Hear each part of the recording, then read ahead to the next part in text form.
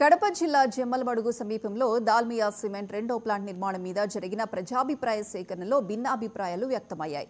Collector Cherukuri Sridhar, Jammalamadugu MLA Adinarayana Reddy, RDO Sai Sri తదితరులు కర్మాగార నిర్మాణానికి అనుకూలంగా మాట్లాడారు. అభివృద్ధిని అడ్డుకోవద్దని సూచించారు. దాల్మియా ప్లాంట్ నిర్మాణం వల్ల నష్టపోయిన వారికి న్యాయం చేస్తామన్నారు. అయితే ప్రజలందరికీ న్యాయం జరిగినప్పుడు మాత్రమే దాల్మియా రెండవ దశ నిర్మాణానికి ఒప్పుకుంటామని, లేని పక్షంలో పెద్ద ఎత్తున ఉద్యమం చేస్తామని వైసీపీ ఎమ్మెల్సీ రామసుబ్బారెడ్డి హెచ్చరించారు. ఈ సందర్భంగా అవాంఛనీయ సంఘటనలు జరగకుండా జమ్మలమడుగు పోలీసులు బందోబస్తు ఏర్పాటు చేశారు. రావాలి అని అంటే అభివృద్ధి రావాలి, అందరికీ కూడా మనకి అభివృద్ధి అనేది రావాలి. ప్రతి గ్రామానికి రావాలి, ప్రతి జిల్లాకి రావాలి, ప్రతి కుటుంబానికి రావాలి. కానీ ఆ వచ్చే అభివృద్ధి ఆ కుటుంబాలకి తరతరాలుగా నిలబడిపోయేటట్టే ఉండాలి అంతే తప్పించి ఎవరికో కొంతమందికి మాత్రం లబ్ధి చేకూరుస్తూ కొంతమందికి ఇబ్బంది పడే పరిస్థితి రాకూడదు.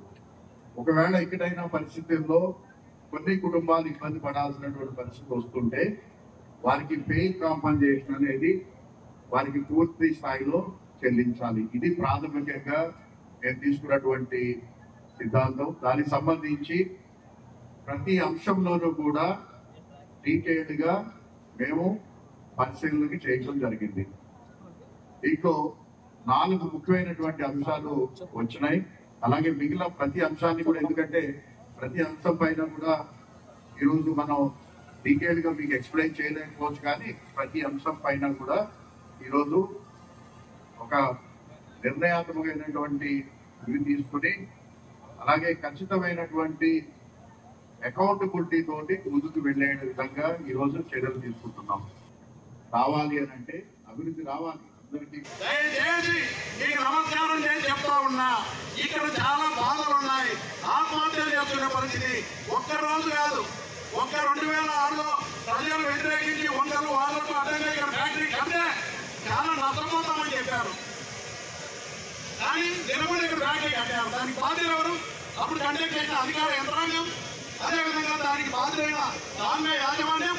అదే ఫ్యాక్టరీ ఎంత ధైర్యంగా ఇక్కడ ఏ సంవత్సరం లేదు, ఒక ఎకరం ఉండట్లేదు, ముళ్ళకి నీళ్లు రావట్లేదు, పొల్యూషన్ ఒక ఏ నష్టం లేదని ఇన్ని తప్పులు చేసి ధైర్యంగా వల్ల ఏ సమస్య లేదని చెప్పి ఇంత అన్యాయం చేసినటువంటి ఫ్యాక్టరీ మళ్ళీ ఇక్కడికి వచ్చి మీరు ప్రజలు మాట్లాడలేకపోతే వాళ్ళ బాధ ఎవరు చెప్పుకోవాలా? దయచేసి పోలీసులు కూడా చెప్తున్నా, రైతులు ఆడుకోవాలండి, బలవంతం చేయాలండి, ప్రజల పక్షాన వాస్తవాన్ని చెప్పేదానికి అవకాశం ఏమండి. దాని మీద పెట్టే తప్పుడు రిపోర్టులకు మీరందరూ కూడా సహకరించి